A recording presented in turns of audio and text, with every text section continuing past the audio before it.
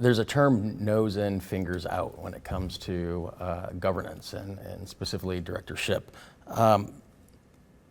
How can the board be leaning in and the governance function be leaning in on management to make sure, as new forms of AI use cases become more prevalent outside of generative AI, that there's real business impact, that there's a real outcome that they can tie to the investment? Yes. I mean, it's one of those things where in AI, it's very easy to hide behind a lot of terminology here. Artificial intelligence, what does it mean? AI governance, what does it mean? Machine learning, what does it mean?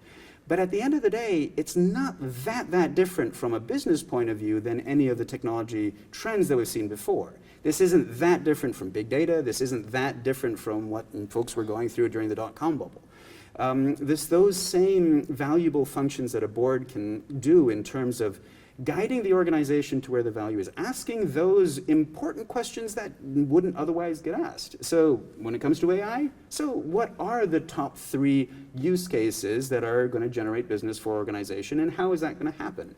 And you'll be amazed at how difficult it is for a lot of folks to articulate what that is. And that's an immediate warning sign then and there. If they're saying something along the lines of, well, we don't really know yet, we just need to experiment and we'll iterate our way towards something, that's really not a good enough answer. And it is very likely in your organizations that you will find folks who are already going after those valuable use cases. They're just being lost in the sea of other louder, more boasting parts of the organization who are saying, look at what we're doing. We've got this great POC. We built it over the weekend, and it slices, it dices, it goes in and reduces the amount of time that we need to spend by 70%.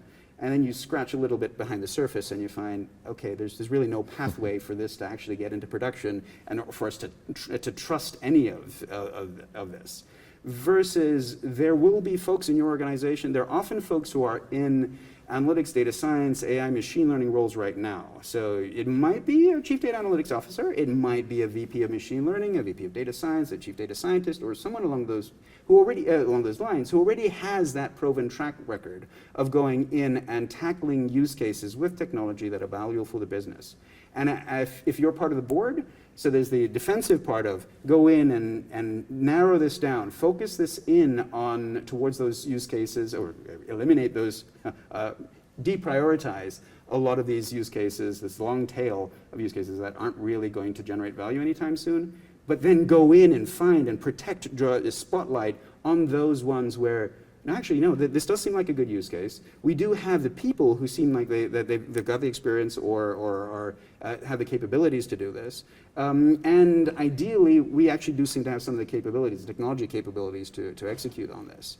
And so I think there's a lot of that the board can do in terms of that fingers out, nose in, just by shining that spotlight on what is most successful, because that carries an incredible amount of weight. And these folks who are in those roles, who are going after those right use cases, those killer use cases, they have an impossible job right now. They're fighting for attention with all of this chatter that's going on. Folks don't understand what they're doing. They're getting lost in this. They're not promising those kind of immediate, rapid rewards. They're building on saying, okay, no, this might take a year. This might take a longer time, and it might take more money to do. And that doesn't sound good relative to everybody else who's saying, yeah, we just had a developer team and we went and connected it to ChatGPT and we've got this incredible thing right now. So find those ones, and by focusing that light, focusing attention on them, you are automatically going to be helping them out. And you're also going to be putting on the hook to actually deliver on this. So there's a commitment device. Now, if you're paying attention to it and the C-suite knows that you're paying attention to it, they're going to have to deliver on this in a way where right now, there's just too many things that it's too easy to overpromise, underdeliver, to get away with not actually showing results for it, because it's hidden in this broader sea of enthusiasm.